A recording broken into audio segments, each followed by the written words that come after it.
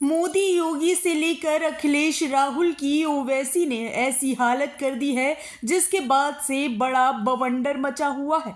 ओवैसी की ललकार ने दिल्ली तक नेताओं के पसीने छुड़ा कर रख दिए हैं। जैसे जैसे चुनाव का वक्त करीब आ रहा है वैसे वैसे ओवैसी की सक्रियता ने दिग्गजों की टेंशन बढ़ा दी है।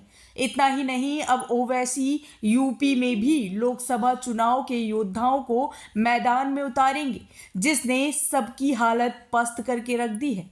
अखिलेश से राहुल भी ओवैसी के इस प्लान से घबरा गए हैं।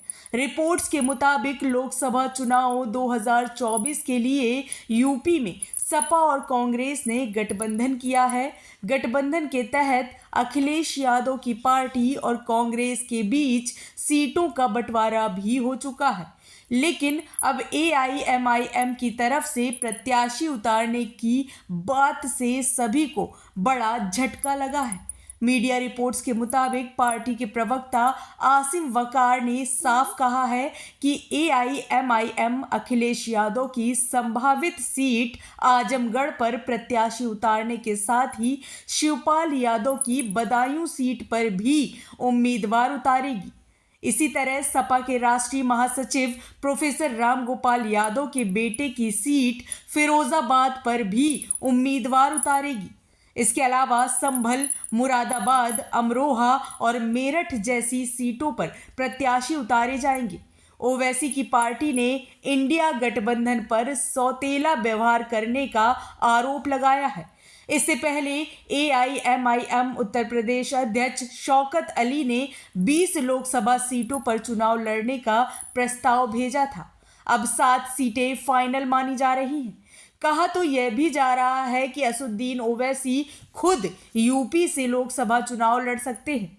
मीडिया रिपोर्ट्स में AIMIM के प्रवक्ता मोहम्मद फरहान साहब ने कहा कि अभी यह फैसला नहीं हुआ है कि ओवैसी कौन सी सीट से चुनाव लड़ेंगे। कहा कि समाजवादी पार्टी ने उनकी सीटों की मांग नहीं मानी तो ओवैसी यूपी से भी चुनाव लड़ सकते हैं। उनकी पार्टी ने सपा से नगीना, आजमगढ़, संभल, मुरादाबाद और आंवला लोकसभा सीट मांगी है।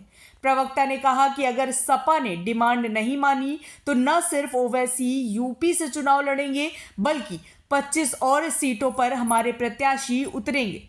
हालांकि AIMIM यूपी में 2022 का विधानसभा चुनाव लड़ चुकी है।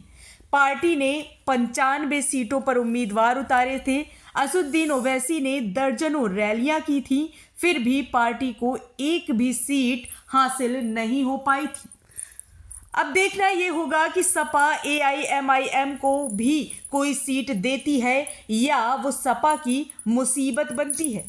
वैसे राहुल गांधी वोटों का बंटवारा रोकने के लिए छोटे दलों को एक करना चाहते हैं। सपा ने 80 में से 63 सीटों को अपने पास रखा है।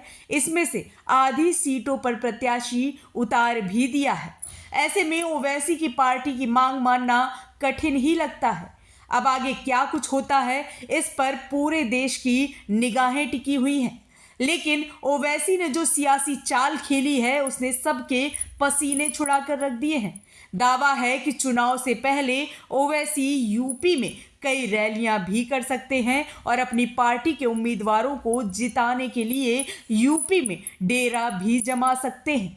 हालांकि अभी इस बारे में कोई आधिकारिक पुष्टि नहीं है, लेकिन दावा ऐसा किया जा रहा है। सोशल मीडिया पर भी ओवैसी के यूपी से चुनाव लड़ने की चर्चा जोरों पर छिड़ी हुई है। अब आगे क्या होता है ये देखने वाली बात होगी। आपको क्या लगता है, क्या यूपी से ओवैसी को चुनाव लड़ना चाहिए या नहीं? आपकी राय क्या है? कमेंट बॉक्स में हमें ज़रूर बताएं।